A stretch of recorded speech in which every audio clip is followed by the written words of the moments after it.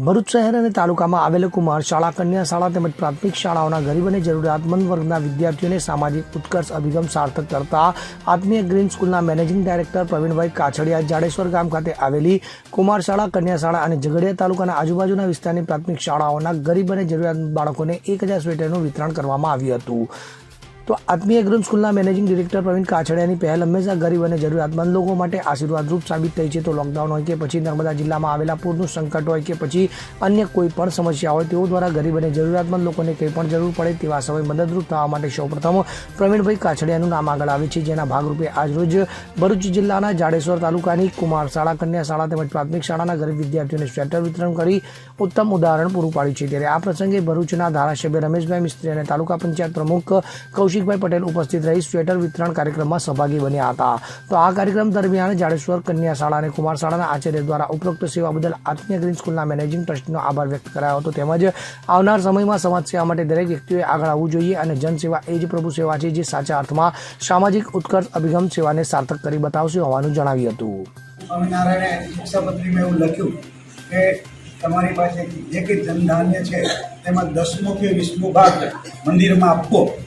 એટલે મારે મન તો કાયમ સ્કૂલ એ જ મારું મંદિર, એટલે જ્યારે પણ મન થાય કે આપણે કંઈકથી કમાયા છે ને આપણી પાસે છે તો આપણે બાળકોને આપવું, એ હેતુથી, કોઈ મોટપ નહીં, એ હેતુથી આપણે આપ સર્વ માટે આ શિયાળાને ધ્યાનમાં રાખી સ્વેટર લાવ્યા છીએ।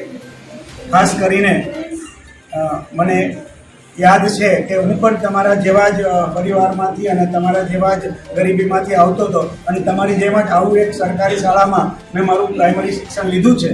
તો એ દિવસો આજે યાદ છે અને એ દિવસો કેવા હતા એ પણ મને ખ્યાલ છે।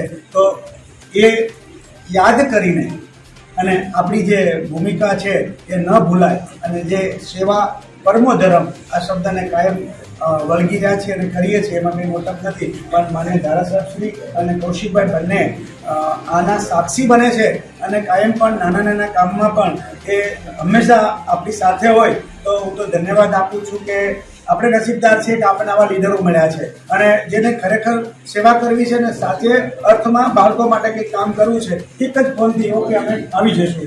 એટલે એમનો આભાર માનું છું, પ્રિન્સિપાલ સાહેબ, સ્ટાફનો આભાર માનું છું। થેન્ક યુ સર્વને, જય સ્વામિનારાયણ। પ્રસંગો ઊભા કરીને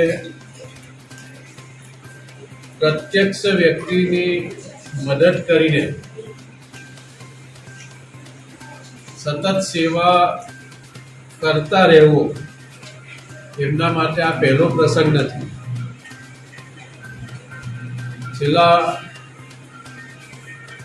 લાંબા સમયથી જ્યારથી ભરૂચમાં એ આ શિક્ષણની પ્રવૃત્તિ સાથે સંકળાયેલા છે, ત્યારથી લઈને આજ દિન સુધી સમાજ જીવનના વિવિધ ક્ષેત્રોમાં, ખાસ કરીને ગરીબ અને મધ્યમ વર્ગના સમાજોમાં, વિસ્તારોમાં, શાળાઓમાં અને કોઈ પણ પ્રકારની કોઈ કુદરતી કોઈ આપત્તિ આવી હોય ત્યારે જ્યારે સમાજને વધારે મદદની જરૂર હોય તે સમયે પણ હંમેશા સમાજની પડખે રહીને એમનાથી, એમના પરિવારથી, એમના આખા સર્કલ દ્વારા જેટલી શક્ય હોય તે તમામ પ્રકારની મદદ કરીને એમણે કીધું એ પ્રમાણે કે આ સમયમાંથી, આ વ્યવસ્થામાંથી, આ અવસ્થામાંથી હું પોતે પ્રત્યક્ષ પસાર થયો હોય ત્યારે એને યાદ કરીને આ પ્રકારના લોકોને આવી